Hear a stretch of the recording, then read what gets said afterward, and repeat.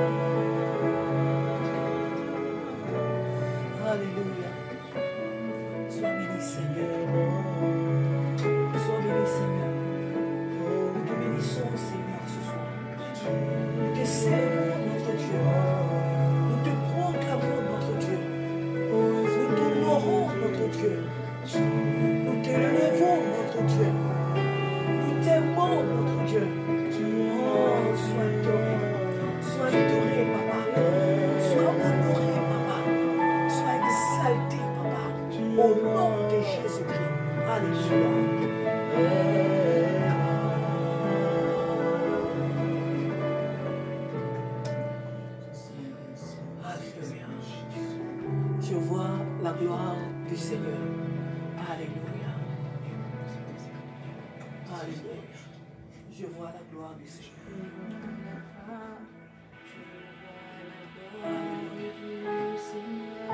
Alléluia. Oh, alléluia, c'est vrai.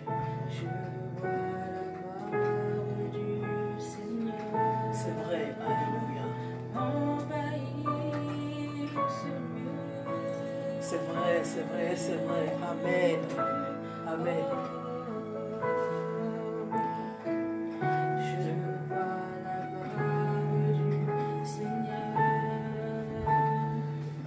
Alléluia.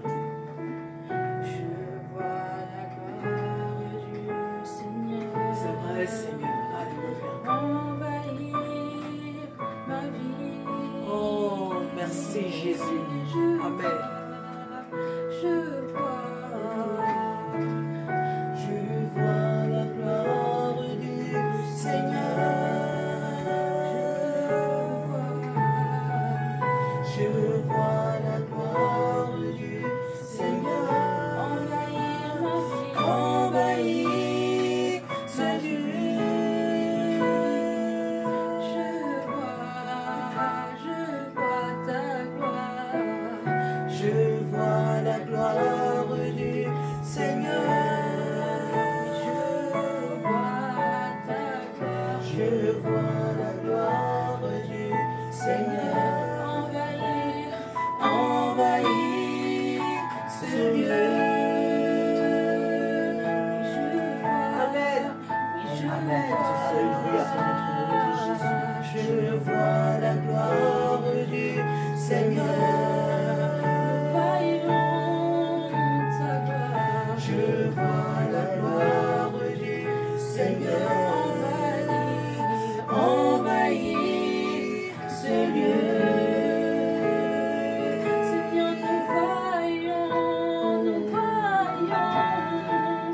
Je vois la gloire du Seigneur. Je vois la gloire du Seigneur. Remplir ma vie. Seigneur, je vois la gloire du Seigneur. Je vois la gloire du Seigneur. Envahir ce lieu. Seigneur, nous voyons. Je vois la gloire du Seigneur. Je vois la gloire du Seigneur.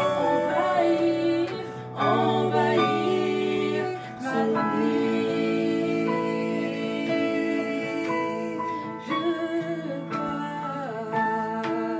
Je vois la gloire du Seigneur. Alléluia. Je vois la gloire du Seigneur. Envahir ma vie.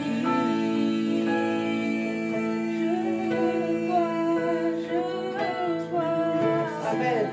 Je vois la gloire du Seigneur. Je vois la gloire du Seigneur. Envahir ce lieu.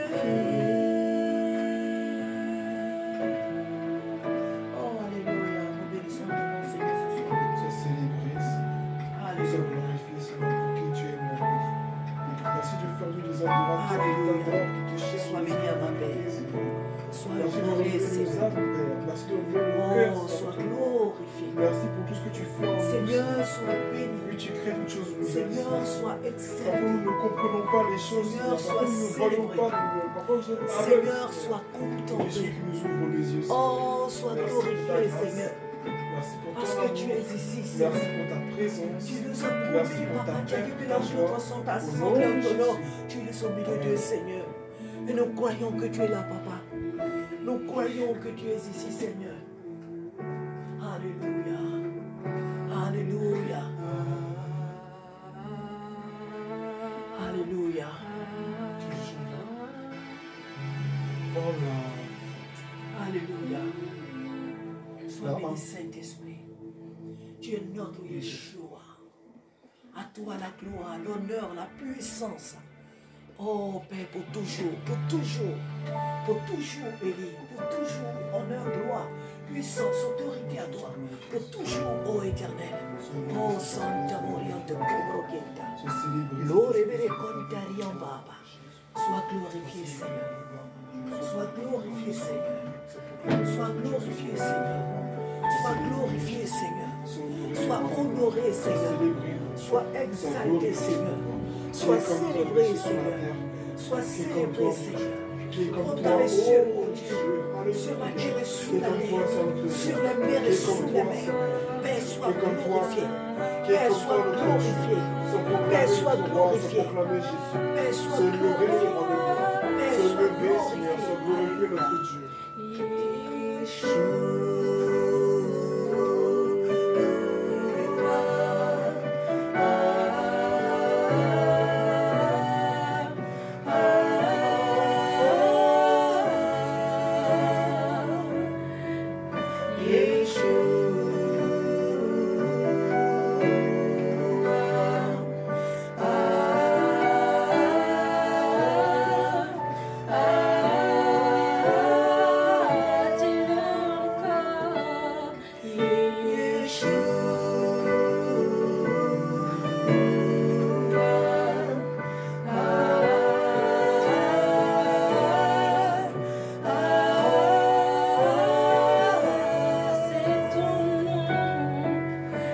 Yeshua.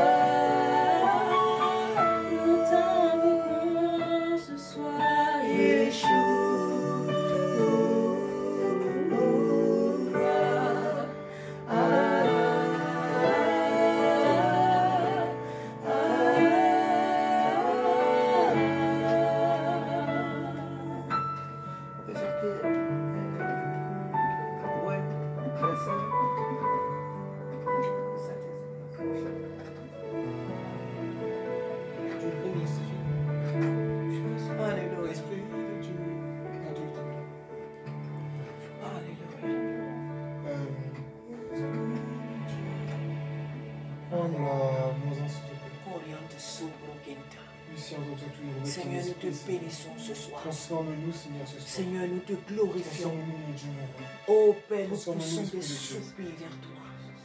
Seigneur, nous t'adorons ce soir parce que tu as créé notre adoration.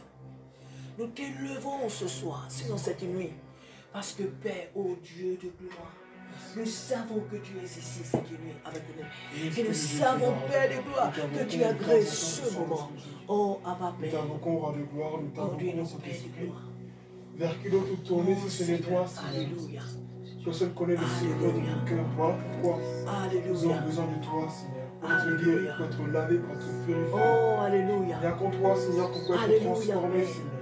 Je bénis ton Fais-nous Seigneur. des êtres nouveaux. Je Fais-nous des gloire êtres qui à te ton ressemblent dans leur cœur, Je dans leur pensée, proclame ta de leur fidélité, langage, de leur ta manière bonté, ta de leur grande manière de paix. marcher, de leur Oh manière Dieu souverain, sois béni. que le Oh monde Dieu voit à leur souverain, vie. sois élevé, Papa. Alléluia, sois magnifié ce soir.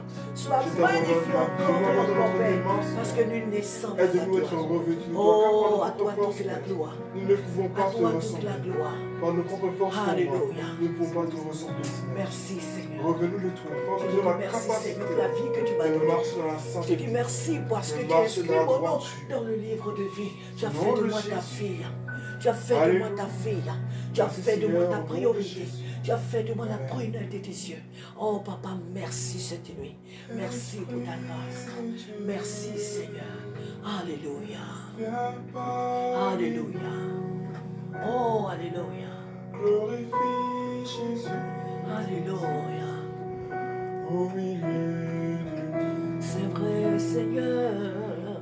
Esprit de Dieu, Esprit de Dieu.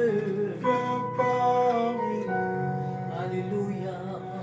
Glorifie Jésus Nous sommes là, Père, pour te dire glorifie au Jésus. milieu. Saint-Esprit, viens glorifier Jésus dans ma vie. Viens glorifier Jésus dans nos vies. Alléluia. Viens parmi nous. Glorifie Jésus au milieu de nous. Esprit de Dieu, Alléluia. viens parmi nous. Et parmi nous. Glorifie Jésus au milieu de nous. Nous voulons vivre ta puissance. Parler ta puissance, manifester ta puissance. Jésus, nous voulons vivre ta puissance. Parler ta puissance, manifester ta puissance. Jésus, nous voulons vivre ta puissance. Parler ta puissance, manifester ta puissance. Jésus, c'est le cri de nos cœurs. Nous voulons vivre ta puissance. Oh, parler ta puissance, manifester ta puissance.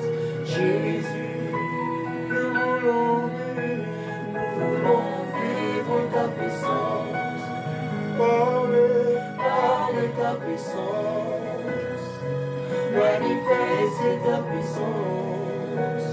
Jésus, encore nous voulons vivre ta puissance. Parler ta puissance, mon Dieu, manifester ta puissance.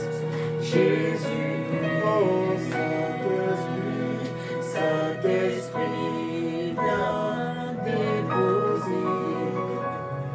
viens déposer sur nous le manteau de ta gloire. Saint-Esprit, viens déposer sur nous le manteau de ta gloire. Chantons-le. Saint-Esprit, viens déposer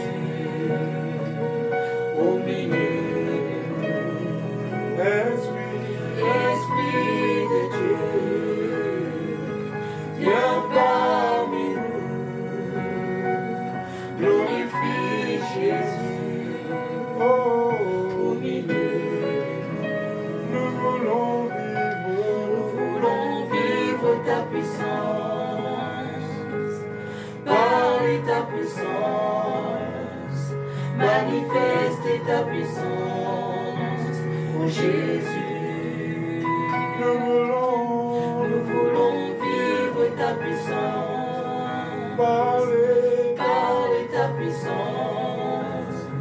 Manifeste ta puissance, Jésus. Nous voulons vivre ta puissance. Parler ta puissance. Manifeste ta puissance, Jésus. Chantons Saint-Esprit, Saint-Esprit, viens déposer. Viens déposer sur nous le manteau de ta gloire. Saint-Esprit, viens déposer. Viens déposer sur nous le manteau de ta gloire. Nous voulons voir la nuit, les langues de feu, Seigneur. Nous voulons voir ta gloire. Nous voulons voir la nuit, les langues de feu, Seigneur. Nous voulons voir ta gloire.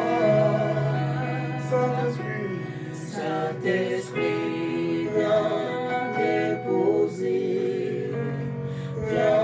déposer sur nous le manteau de ta gloire. Saint-Esprit, viens déposer sur nous le manteau de ta gloire.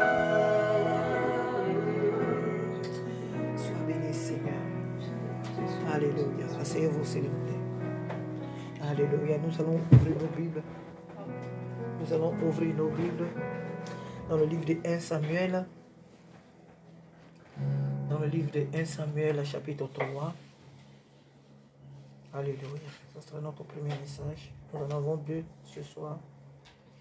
Alléluia.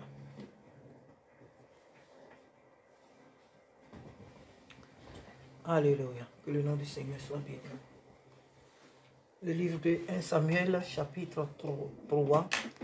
Nous lisons à partir du verset 1 jusqu'au verset 10. Amen. Un volontaire peut lire. Alléluia. 1 Samuel, chapitre 3, verset 1 à 10. Poussé par l'Esprit de Dieu. Amen. 1 Samuel, chapitre 3, verset 1 à 10. Amen. Le jeune Samuel était au service de l'Éternel devant Élie. La parole de l'Éternel était rare à cette époque, les visions n'étaient pas fréquentes. Un jour, Élie, dont la vue commençait à faiblir et qu'il ne pouvait plus bien voir, était couché à sa place habituelle. La lampe de Dieu n'était pas encore éteinte et Samuel était couché dans le temple de l'Éternel où se trouvait l'arche de Dieu. Amen. Alors l'Éternel appela Samuel. Il répondit, « Me voici », courut vers Élie et dit, « Me voici car tu m'as appelé ». Élie répondit, « Je n'ai pas appelé, retourne te coucher. » Et Samuel alla se coucher. L'Éternel appela de nouveau Samuel. Samuel se leva, alla vers Élie et dit, « Me voici car tu m'as appelé. » Élie répondit, « Je n'ai pas appelé mon fils, retourne te coucher. » Samuel ne connaissait pas encore l'Éternel. La parole de l'Éternel ne lui avait pas encore été révélée. L'Éternel appela de nouveau Samuel pour la troisième fois. Samuel se leva, alla vers Élie et dit, « Me voici, car tu m'as appelé. » Élie comprit alors que c'était l'Éternel qui appelait l'enfant. Et il dit à Samuel, « Va te coucher, et si on t'appelle, dis, « Parle, Éternel, car ton serviteur écoute. » Et Samuel alla se coucher à sa place.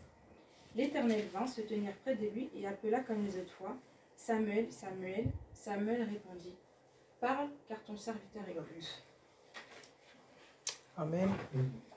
Alléluia. Que le nom du Seigneur soit béni. Alors notre passage de cet instant a pour thème, rester dans la présence de Dieu, quoi qu'il advienne. Amen. Rester dans la présence de Dieu. Alors nous venons de lire, que Dieu te bénisse ma soeur, nous venons de lire l'histoire du prophète Samuel lorsqu'il était encore enfant. La Bible nous relate l'histoire de Samuel, que sa mère, qu'on connaît plus à cause des actions qu'elle a posées vis-à-vis de Dieu. Anne était une femme stérile. Et la Bible nous dit qu'un jour, ils sont allés à Silo comme d'habitude. Donc chaque année, ils vont, elle se marie, sa co-épouse et elle, ils vont adorer. Et ce jour-là, cette femme a pris la décision de venir dans la présence de Dieu pour faire un vœu à l'Éternel. Elle a pris à cœur sa situation et elle est venue dans la présence de Dieu. Elle a demandé un enfant à Dieu. Elle a dit, Seigneur, si tu me donnes un enfant, un fils, je veux te le consacrer. Donc, elle a honoré son engagement. Lorsque Dieu lui a donné cet enfant plus tard, elle l'amena au sacrificateur Élie. Il y a Élie le prophète, le Tishbite, ce n'est pas lui. Lui, c'est le vieux sacrificateur Élie. Alors, il amena cet enfant à Élie pour qu'il puisse être à son service. Et cet enfant, il avait commencé à grandir, mais il faut dire qu'en cet instant-là, en ce moment-là, il était encore à un jeune, vraiment à un âge très très jeune. Est-ce qu'il avait 7 ans? Est-ce qu'il avait... Peut-être que dans d'autres Bibles, on dit l'âge qu'il avait en ce moment, mais moi, je n'ai pas encore vu. Je ne sais pas si en ce moment, il avait peut-être 10 ans, je ne sais. Mais c'est que s'il était très jeune. Donc la Bible nous dit que le petit Samuel était couché une nuit et il va entendre la voix, une voix qui va l'appeler. Et maintenant que nous lisons, nous savons que c'est la voix de l'Éternel. Dieu va appeler Élie. Pourquoi? Parce que, et plutôt Samuel, il va appeler le petit Samuel. Pourquoi? Parce que Élie et ses enfants faisaient ce que Dieu n'aimait pas, ce que Dieu n'agréait pas. Les fils d'Élie étaient vraiment, comment on appelle, ils avaient abandonné le sacerdoce même de leur père. Ils faisaient des choses vraiment ignobles et Dieu n'aimait pas. Et ce qui a vraiment, ce qui a mené même à Dieu même de prendre une décision ferme vis-à-vis d'Élie, c'est que Élie ne corrigeait pas ses enfants comme il se devait. Il faut rester éveillé, s'il vous plaît. Alors Élie n'apportait pas la sanction qu'il fallait à ses enfants. Et Dieu a vu que le sacrificateur Élie dorlotait ses enfants. Il appréciait en un mot. Il parlait, mais ce n'était pas suffisant pour un père qui veut vraiment être vraiment ferme, corriger ses enfants.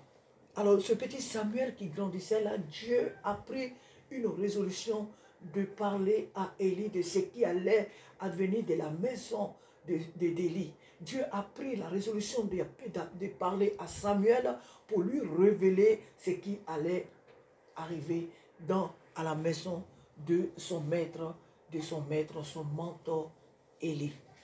Alors cette nuit-là, Élie, Dieu l'appelle plutôt Samuel, Dieu l'appelle une fois. Il a pensé que la voix était une voix audible, donc il a pensé que c'est son mentor Élie qui l'appelait. Donc il se lève précipitamment et il s'en va. Il réveille son maître. Il dit c'est pas lui. Donc la chose se répète trois fois. La troisième fois, lorsque Samuel court et il va encore vers Élie pour lui dire que vraiment tu m'as appelé et tout. Alors le sacrificateur Élie va comprendre que le petit était interpellé par Dieu. Et il va lui dire, va te coucher. S'il t'appelle, il faut dire que parle-moi Seigneur, ton serviteur t'écoute. Et c'est comme ça que Samuel est allé se coucher. Et nous, si nous voyons la suite, nous verrons exactement les raisons pour lesquelles Dieu a appelé Samuel pour lui faire les révélations de ce qui allait arriver à la maison de son mentor. Ici, ce soir, nous voyons ce texte que Élie, Samuel plutôt, qui était dans le sanctuaire, qui était auprès du sacrificateur Élie, malgré tout ce que les enfants d'Élie faisaient. La Bible dit même qu'il couchait avec les femmes des hommes qui venaient dans cette église, on va dire comme ça, qui venaient adorer Dieu. Il cherchait les femmes. Quand les gens venaient faire les sacrifices, ils prenaient les animaux, ils les mangeaient, ils faisaient n'importe quoi. En un mot, ils sèmaient le désordre dans l'œuvre. Alléluia. C'est ce qu'ils faisaient. Et cela a déplu fortement à Dieu. Mais le petit Samuel est resté fidèle parce qu'il savait pourquoi ses parents l'avaient envoyé là. Le petit Samuel est resté tout droit dans ses bottes. Pourquoi? Parce qu'il n'a pas voulu se corrompre. Samuel était là auprès d'Élie. Il voyait tout ce que les enfants de choses, comment on appelle, Élie faisaient. Il voyait toute la méchanceté avec laquelle il le traitait. Il traitait le peuple. La manière dont ils abusaient de leur pouvoir, puisque le père était le sacrificateur, donc on va dire le pasteur de l'église. Il voyait toute la méchanceté avec laquelle les fils d'Élie traitaient le peuple. Mais cet enfant, ce jeune prophète est resté attaché à Dieu. Il est resté dans la crainte de Dieu. Il avait compris que servir Dieu, ce n'était pas ça. Il avait compris que son mentor et ses fils n'étaient plus dans la vérité. Et il n'a pas voulu se mettre à leur nombre. Il est resté dans la crainte de Dieu. Et voilà pourquoi Dieu, ayant vu la sincérité, sa crainte dans le cœur de Samuel, Dieu va l'appeler. Dieu va l'interpeller. La Bible dit que le jeune homme Samuel était au service de l'Éternel devant Élie. La parole de l'Éternel était rare en ce temps-là. Les visions n'étaient pas fréquentes. Pourquoi la parole de Dieu était rare? Parce que ceux qui étaient habilités à la propager ne l'aimaient plus. Parce que ceux qui étaient envoyés pour la révéler aux autres l'avaient abandonné. Ceux à qui Dieu avait confié ce sacerdoce avaient tourné dos à l'Éternel. Élie était devenu très vieux. Il avait une vision trouble. La Bible nous dit même qu'il était un homme, on va dire comme ça, gros. Il était vraiment imposant. Donc, il ne bougeait plus comme avant, quand il était encore jeune. Donc, en réalité, c'était ses enfants qui étaient emmenés à le succéder, à l'aider dans ce ministère. Comme Josué pouvait dire, moi et ma maison, nous servirons l'Éternel. Quand Dieu appelle un homme, ne nous leurrons pas plutôt. Quand Dieu appelle une personne, quand Dieu appelle un homme et une femme au service, il appelle aussi toute sa maison. Il ne faut pas dire que oui, moi Dieu m'a appelé, mais ce ne sont pas mes enfants qui l'ont. Non, non, non. Quand tu sers Dieu avec tes enfants. Tu sers Dieu avec ce que tu as. Tu ne laisses pas ce que tu as en dehors de ta personne, de ton sacerdoce. Quand Dieu appelle une femme, si tu as des enfants, Dieu t'appelle avec tes enfants. Certes qu'ils n'ont pas le même ministère que toi, mais ils doivent s'impliquer dans l'œuvre que Dieu t'a confiée, que Dieu vous a confiée en tant que couple. C'était malheureux, dommage que le sacrificateur Élie, ses fils s'étaient dissociés vraiment de ce sacerdoce. Le père qui était aveugle, le père qui ne voyait plus bien, le père qui n'avait plus les mêmes capacités, le père qui ne pouvait pas courir peut-être après eux. Ils n'ont pas voulu respecter cette parole. La parole de Dieu était rare parce que ceux que Dieu avait choisis pour la transmettre à Israël l'avaient abandonnée. Nous ne devons pas abandonner la parole de Dieu. Pourquoi est-ce qu'eux, ils ont abandonné la parole de Dieu? Ils ont préféré les choses du monde. Ils se sont couverts tout simplement du manteau des enfants d'un grand sacrificateur, des enfants du grand pasteur et tout. Ils avaient ce manteau-là sur eux, mais à l'intérieur d'eux, c'était pour Dieu. À l'intérieur d'eux, ils avaient déjà abandonné Dieu, de par leur comportement. Oh oui, ce sont les enfants du grand sacrificateur Élie. Tout Israël reconnaissait le ministère d'Élie, le sacrificateur. Mais ses fils avaient un mauvais témoignage, un très mauvais comportement. Si nous ne vivons pas comme le Seigneur le désire, sa parole ne pourra pas briller au travers de nous comme il faut. Si nous ne marchons pas comme le Seigneur le désire, sa parole en nous ne pourra pas impacter les autres. Israël, la Bible dit qu'il n'y avait plus de vision. Et il dit de l'Éternel, comment on appelle, la parole de l'Éternel était rare. En ce temps-là, les visions n'étaient pas fréquentes. En ce même temps, Élie, qui commençait à avoir les yeux troubles et ne pouvant plus voir, était couché à sa place. Élie était couché à sa place. Il avait les yeux troubles. Ce petit Samuel, là où il était, on pouvait dire même qu'il était en danger. Son menton n'avait plus de vision.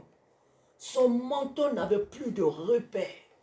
Même si il savait en lui qui était Dieu, même s'il savait en lui, il avait en lui le souvenir de ce Dieu qu'il a tant servi ou bien qu'il était en train de servir.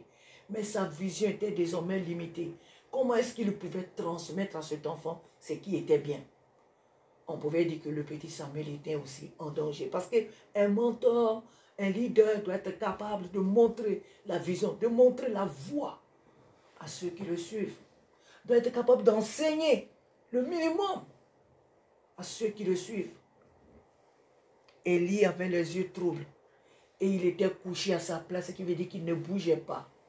Il n'avait plus de vision. Il ne faisait plus rien. Il était dans la routine. Élie était dans la routine. La Bible dit que en ce temps-là, comme je viens de le lire, Élie qui commençait à avoir les yeux troubles et ne pouvant plus voir, était couché à sa place. La lampe de Dieu n'était pas encore éteinte et Samuel était couché dans le temple de l'Éternel où était l'arche de Dieu. Amen. Alléluia. Amen. La Bible dit que la lampe de l'Éternel, la lampe de Dieu n'était pas encore éteinte. Même si la parole de Dieu était rare. Pas qu'elle n'y était pas du tout, mais elle était rare. Même si les visions étaient aussi rares, mais la lampe de l'Éternel n'était pas encore éteinte. Alléluia. Parce que là où le péché abonde, la grâce de notre Dieu surabonde. Alléluia. Dieu ne nous appelle pas à pratiquer le péché, non. Mais sachons qu'au milieu de nos faiblesses, la présence de Dieu est toujours là. Au milieu de nos manquements, la présence de Dieu est toujours là. Pour nous relever si nous le désirons. Pour nous fortifier si nous le voulons. Pour nous guider, pour nous orienter si nous le désirons. Dieu n'abandonne jamais. Malgré ce que les enfants d'Élie faisaient, malgré la négligence même d'Élie, la lampe de l'Éternel n'était pas éteinte. Parce que aussi, il y avait là quelqu'un qui craignait Dieu. Ce petit Samuel qui aimait Dieu. Ce petit Samuel qui savait pourquoi il était là. Et voyons même là où cet enfant est couché. La Bible dit que il était couché auprès de l'arche dans la maison. Là où il était couché même, il était dans la présence de Dieu. Il avait à cœur de servir Dieu. Et Samuel avait à cœur de servir Dieu. Il avait soif de Dieu. Son jeune âge ne l'a pas empêché de vouloir servir Dieu. Il avait une ambition, il avait une vision. Il savait qu'il était là pour une mission. Alors, il a préféré se coucher là où il y avait l'arche, là où il y avait la présence de Dieu. Il n'était pas couché n'importe où dans la maison d'Élie. Non, il était couché là où il y avait la présence de Dieu. Quelqu'un doit toujours relever le défi. Alléluia. Dans une église, quelqu'un doit relever le défi. Dans une famille, quelqu'un doit relever le défi. Quant à ce qui concerne l'œuvre de Dieu.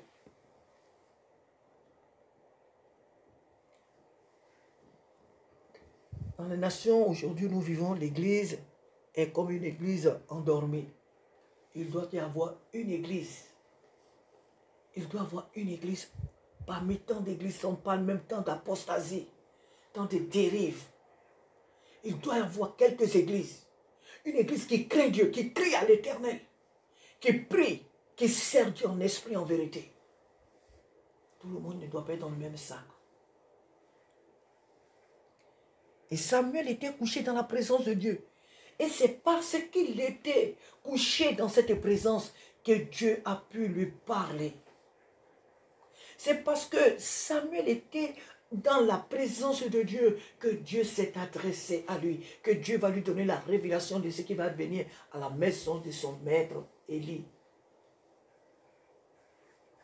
Élie, le sacrificateur, était couché ailleurs. Mais lui, le petit Samuel, était couché à côté de l'arche. C'est là qu'il avait trouvé, qu'il trouvait son bonheur. Rester dans l'arche, rester plutôt auprès de l'arche. Voilà pourquoi Dieu lui a parlé. Ce soir, c'est notre premier message. Je vais m'arrêter là pour dire, frères et sœurs, Samuel était un jeune garçon. Et il était dans une famille où sa foi était menacée. Sa vie, sa marche, son intégrité dans le Seigneur était menacée. Mais il a choisi de suivre Dieu. De son mentor jusqu'à ses fils, toute la famille était corrompue. Toute la famille avait dévié, avait abandonné Dieu. Ils étaient dans des coutumes, ils étaient dans des traditions. Oh, nous sommes chrétiens. Oh, nous sommes baptistes. Ah, nous sommes de telle église. Ah, ils avaient le manteau de leur religion. Mais ils n'étaient pas des véritables enfants de Dieu. Parce qu'ils ne craignaient pas Dieu. Ce qui détermine un enfant de Dieu, un véritable enfant de Dieu, d'un religieux ordinaire, c'est notre intégrité. C'est la crainte de l'Éternel que nous avons. Ce n'est pas le fait de venir toujours à l'église. Ce n'est pas le fait... Tu peux passer ton temps à évangéliser toutes les villes. Tu peux passer ton temps à jeûner, à faire choses. Mais si tu n'as pas la crainte de Dieu, c'est dangereux. Tu mènes une vie dangereuse. Ce qui nous différencie des autres, c'est notre vie, c'est notre crainte de Dieu, c'est notre amour pour Dieu. Samuel vivait dans une maison où il n'y avait plus la crainte de Dieu. Le père de famille n'était pas capable de corriger ses enfants. N'était pas capable. Il disait comme ça, non, Finé, Finé, et puis qu'il a, comment il s'appelle, la Finé, hein? Au Finé ou quoi là. Il n'était pas capable de se lever et accorder à ses enfants une véritable correction. Lui qui a fait servir Dieu, lui qui savait ce que Dieu aimait et ce qu'il n'aimait pas. Élie était capable de corriger vraiment ses fils. Il parlait. Et nous savons au jour d'aujourd'hui qu'un parent qui ne peut pas, la Bible dit quoi? Corrige ton enfant, il ne mourra pas. Corrige-le, il ne va pas mourir. Corrige-le, ça veut dire tu peux lui donner des fessées. Mais eux, ils étaient ses vrais grands.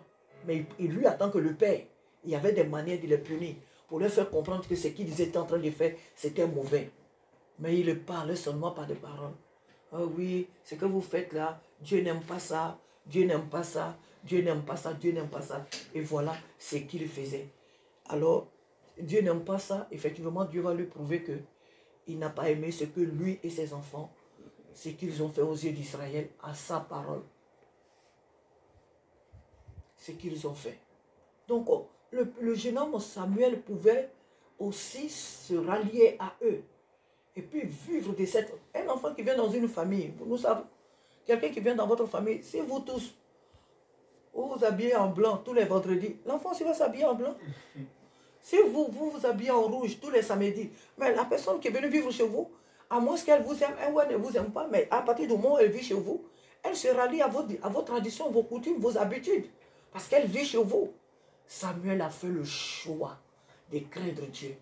Le petit Samuel a fait le choix d'aimer. Il était là depuis que Samuel avait sévré. Bon, dans le temps, c'est à quel âge on sévrait les enfants, je ne sais pas.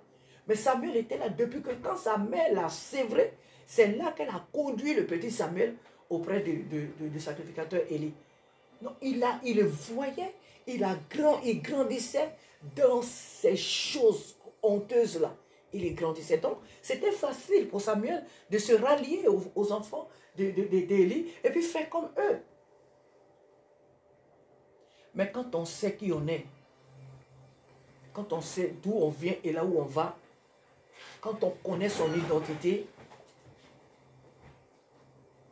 on ne fait pas n'importe quoi. Quand on sait qu'on est appelé à servir Dieu, quand on sait qu'on est appelé à honorer Dieu, quand on sait qu'on est appelé à révéler Dieu aux autres, on se comporte différemment. C'est dangereux aujourd'hui dans les églises. Ah oui, tout le monde va à gauche. Donc moi aussi je vais à gauche. Tout le monde va à droite. Donc moi aussi je vais à droite. Oh, on dit le pasteur cherche des femmes, le pasteur enceinte et les femmes de l'église. On dit donc les jeunes de l'église aussi, tous ceux qui sont aussi de ce Messie, le pasteur fait ça. Pourquoi pas nous? Mais tu n'oublies pas que la destinée du pasteur n'est pas ta destinée. Demain, devant Dieu, là, Dieu ne dira pas, c'est vrai que Dieu va le juger de la manière dont il vous conduit, mais Dieu ne dira pas, ah, mais tu as raison, ce n'est pas de ta faute. Ce n'est pas de ta faute. C'est parce que le pasteur faisait ça que toi aussi tu as fait ça. C'est parce que ton leader faisait ça. C'est parce que tes parents faisaient ça. Ce n'est pas de ta faute. C'est eux qui t'ont induit en cette erreur. Dieu ne dira pas ça. Tu as le choix. Et Samuel a eu le choix. Et son choix a été d'écouter. Son choix a été de servir. Son choix a été d'honorer Dieu.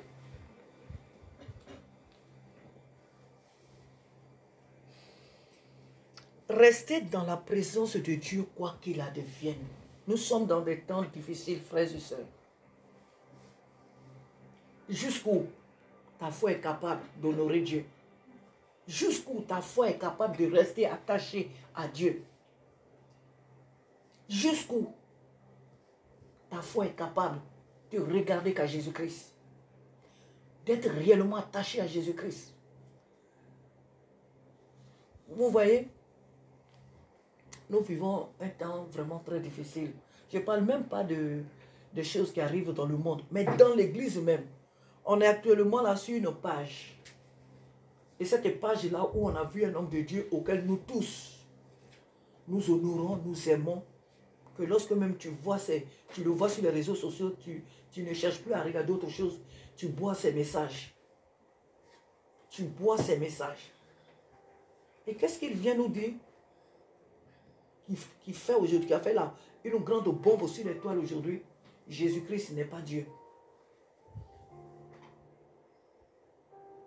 Mais quand tu écoutes de telles personnes auxquelles tu as placé, je peux dire comme ça, ta confiance, des personnes que toi tu regardes comme étant des personnes, des pères, et qui racontent de telles choses, toi, sur qui fils tu te regardes. Sur qui fils tu te regardes. Sur la personne qui commet les erreurs ou sur la personne de Jésus-Christ. Alléluia. Restez dans la présence de Dieu quoi qu'il advienne. Il y aura beaucoup de dérives, frères et sœurs. On en voit et on verra de plus belles, des dérives graves qui vont se passer. On connaît le monde. Moi, c'est pourquoi, pour finir, c'est pourquoi je ne suis pas choqué que on voit des choses pendant les JO, on voit des choses. Mais c'est leur monde, vous voulez qu'ils fassent quoi? Ils n'ont pas vous envoyer un prêtre pour vous prêcher l'évangile. C'est leur monde. C'est comme ça ils ont toujours agi. Salomon nous dit, il n'y a rien de nouveau sous le ciel. Le monde a toujours blâmé Dieu. Le monde a toujours ridiculisé Dieu. Le monde a toujours rejeté Dieu. Ce sont leurs pratiques.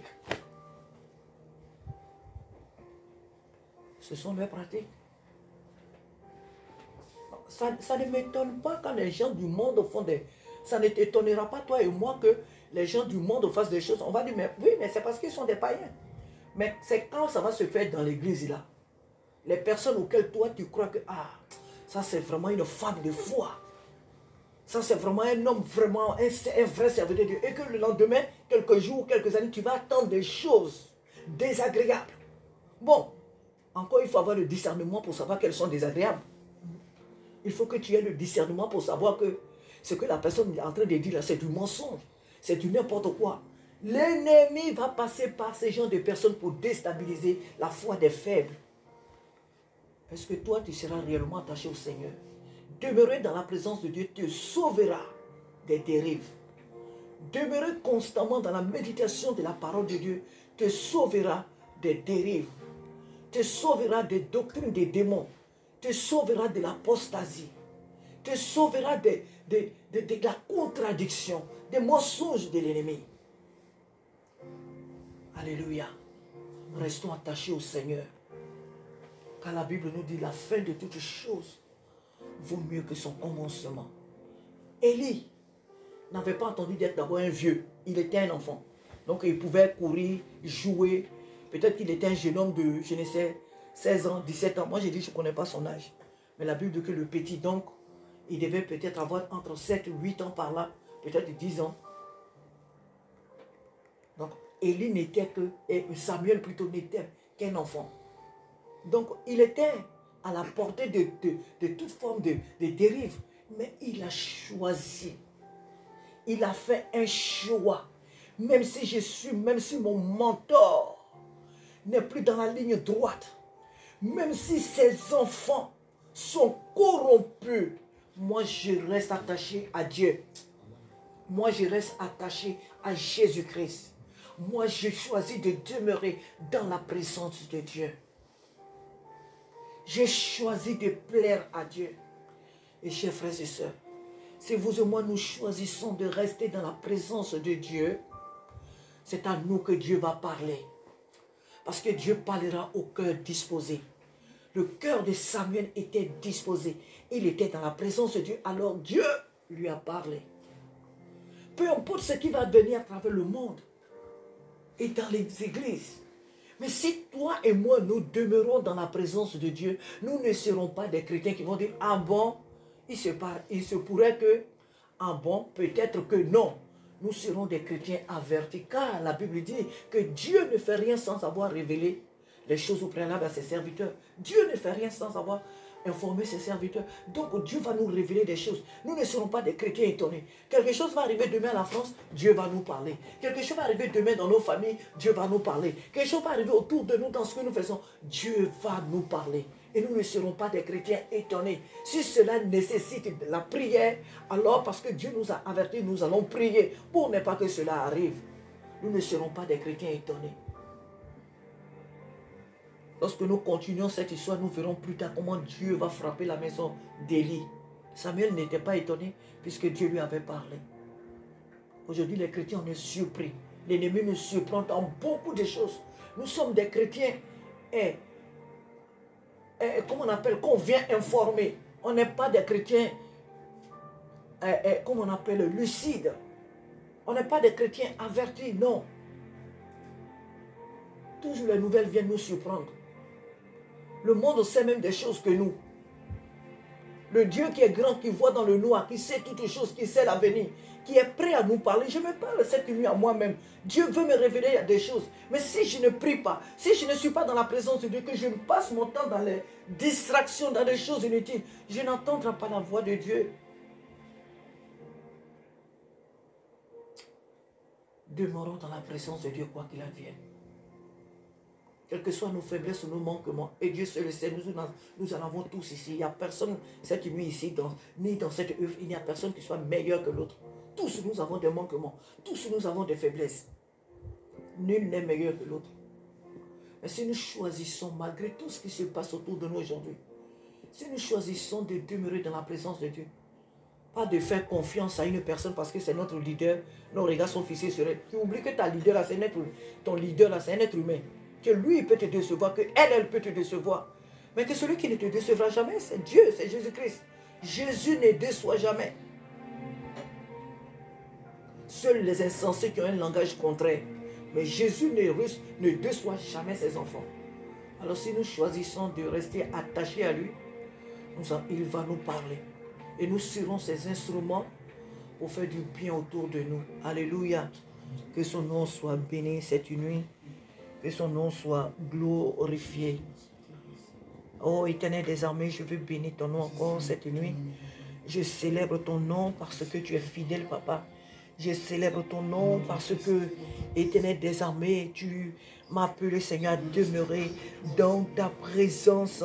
Je veux demeurer, Père, dans ta présence pour entendre ta voix. Samuel avait choisi de demeurer auprès de l'arche qui était ta personne, qui était ton sanctuaire, qui était ta présence, ô Dieu de gloire. Il a choisi, malgré ce que Élie et ses fils faisaient, Seigneur Dieu, lui, il a choisi de demeurer dans ta présence.